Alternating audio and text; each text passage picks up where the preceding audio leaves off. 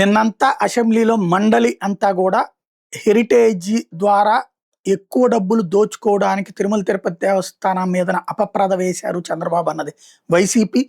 దేవుడి మీద ఏమాత్రం నమ్మకం లేని దుర్మార్గులు మీరు అంటూ ఇటు పక్కన తెలుగుదేశంల మధ్యన మాటల యుద్ధం నడిచింది. ఇందాకటి వార్తలో ఈనాడు వెర్షన్ చూసాం, ఇప్పుడు సాక్షి వెర్షన్ ఆ పాపం బాబుదే అన్నటువంటి.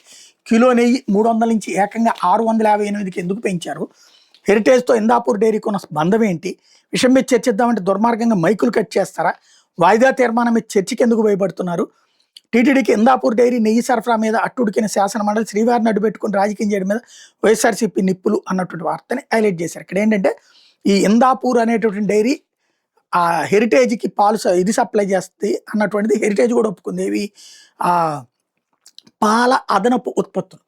మరి పాలు ఉత్పత్తి చేయని డైరీ నుంచి నెయ్యే ఎట్లా వస్తుంది అన్నది వైసీపీ వాళ్ళ ప్రధానమైనటువంటి ప్రశ్న. ఈ ఇందాపూర్ డైరీని గతంలో తెలుగుదేశం హయాంలోనే బ్లాక్ చేశారు, మళ్ళీ ఇప్పుడు ఎలా ఇస్తున్నారు?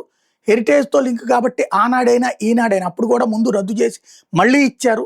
ఇందాపూర్ మీద ఇంత ప్రేమ ఎందుకు? నెంబర్ 1.